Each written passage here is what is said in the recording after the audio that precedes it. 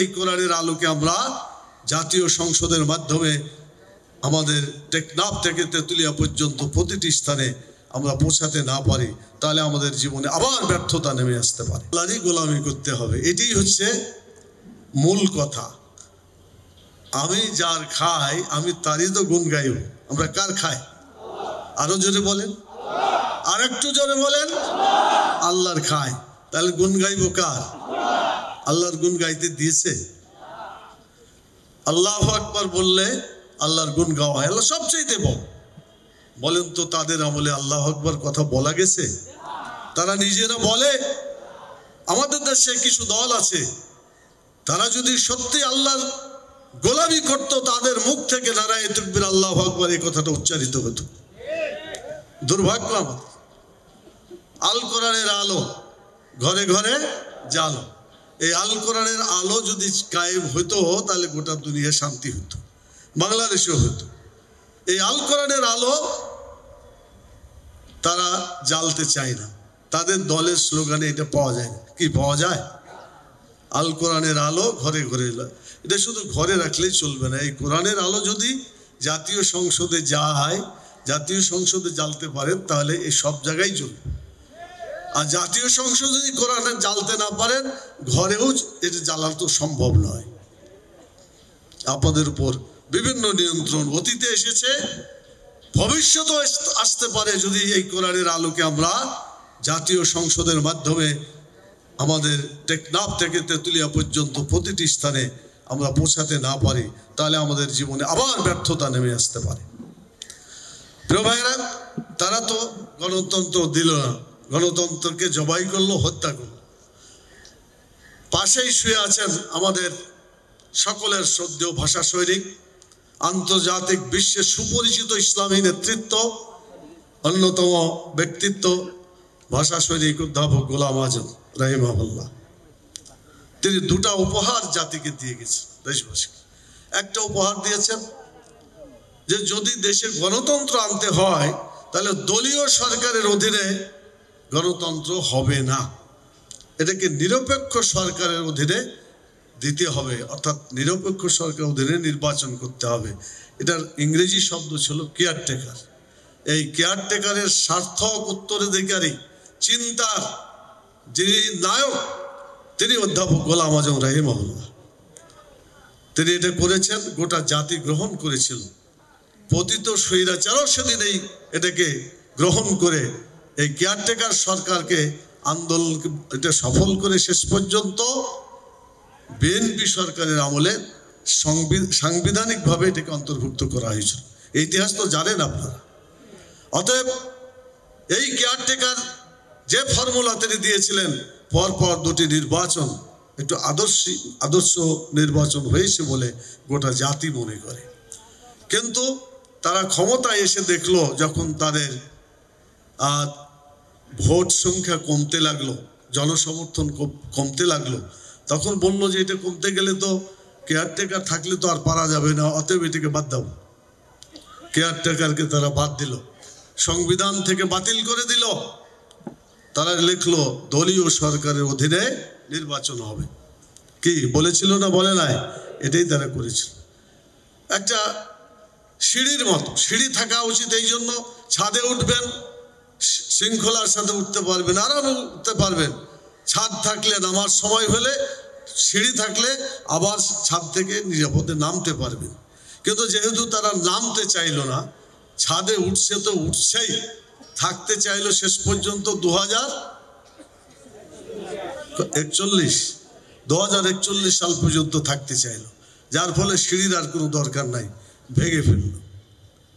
তো আপনারা বলেন, ছাদে উঠার পরে যদি কোনো সময় নামতে হয়, নামতে তো হবে, উঠছে তো নামতেই তো হবে, এটা নিয়ম। তিলকাল আইয়ামে নুদাবিলুহা বাইনান নাস। ইতিহাসের চাকা ঘুরতেই থাকবে। আজকে আপনি উপরে আছেন, এই চাকা ঘুরতে ঘুরতে আপনি নিচে চলে যাবেন। ক্লাইম্যাক্সে থেকে নিচে আপনাকে নামতেই হবে।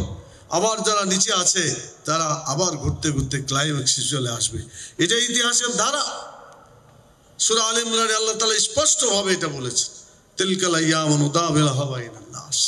কিন্তু তারা আল্লাহর এই বিধানকে মনে করলো যে কোনো পরোয়া করবো না, আমরা থাকবই, কেউ আমাকে টাইনে নামাইতে পারবে না। 2041 সাল পর্যন্ত থাকতে চায় এবং সেভাবেই সব কিছু সাজালো। কি সাজালো? ডিসি যত আছে, জেলা প্রশাসক, সব দলের লোককে ঢুকাইলো। বলতে পারবেন বাংলাদেশে ওই আমলে কোনো লোক দলীয় ডিসি ছাড়া অন্য কোনো জায়গায় ছিল কোনো ডিসি? জেলা প্রশাসক ছিল না। কোনো এসপি, পুলিশের লোক, র্যাবের লোক, যেখানেই আপনি দেখবেন চতুর্দিকে দলীয় লোক। আরে বিচারক পর্যন্ত দলীয় বিচারক দিল।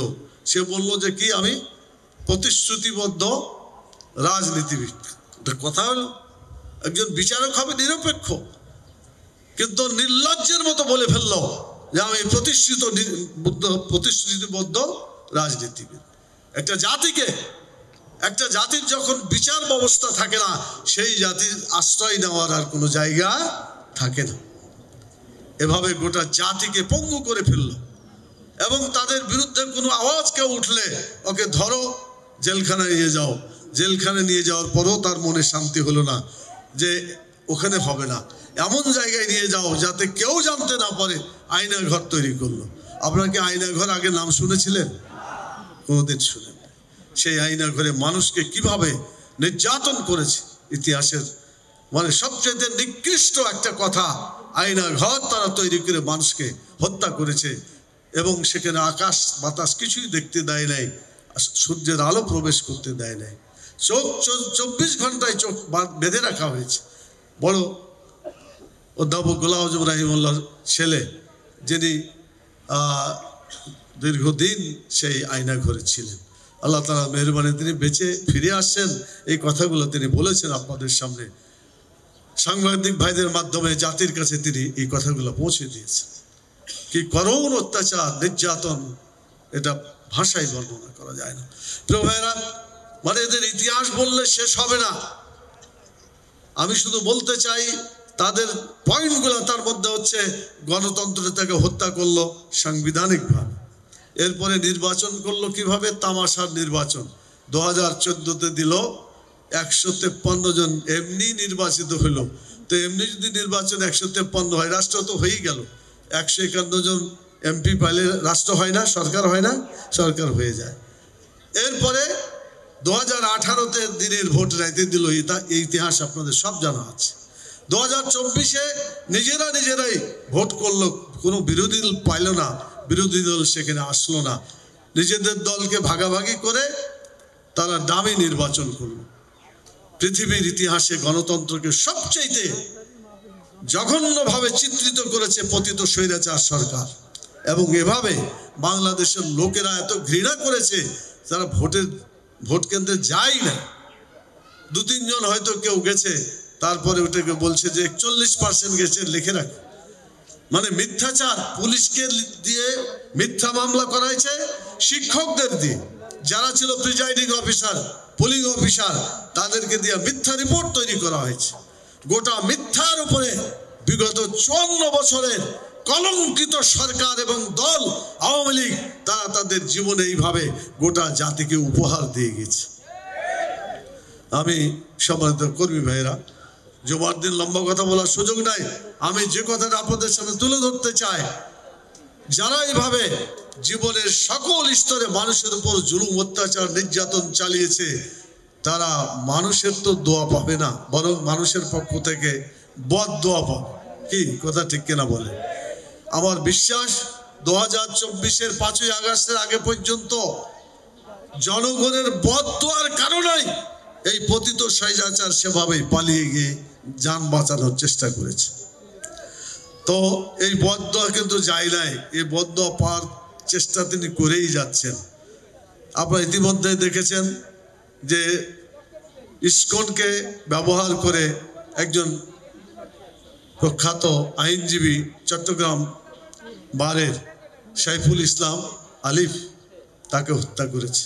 তাদের প্ল্যান ছিল সব জায়গায় এরকম ইসকন দিয়ে তারা শেষ করে দিবে, দেশের স্থিতিশীলতা বিনষ্ট করবে, আর বলবে দেশটা আর চলবে না, আবার স্বৈরাচারকে ডাকবে, তাহলে দেশটা চলবে।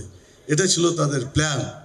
কিন্তু আল্লাহর মেহেরবানি, বাংলাদেশ জামাত ইসলামী সহ বিরোধী রাজনৈতিক দল যারা আগে ভূমিকা পালন করেছে, এখন দেশ গড়ার ভূমিকা পালনে রত আছে, তারা বলল যে ইন্টারিম গভর্নমেন্টকে অ্যাডভাইস করা হলো সব পেশা শ্রেণীর মানুষকে ঐক্যবদ্ধ করে আপনি এই স্বৈরাচারের বিরুদ্ধে, এই আগ্রাসনের বিরুদ্ধে আপনি আন্তর্জাতিক বিশ্বে তুলে ধরার চেষ্টা করেন। আপনাদের মনে আছে সকল রাজনৈতিক দলকে নিয়ে ডক্টর ইউনূস এই কাজটা করেছেন। আমি বলবো একটা ভালো কাজ করেছে। আমি সেদিন ছিলাম, প্রত্যেকটা রাজনৈতিক দলের লোক যারা কথা বলেছেন সেখানে সকলের ভাষা একটাই ছিল, আমরা জীবন দিব কিন্তু বাংলাদেশকে, বাংলাদেশের 1 ইঞ্চি মাটি ভারতকে আমরা দেব না।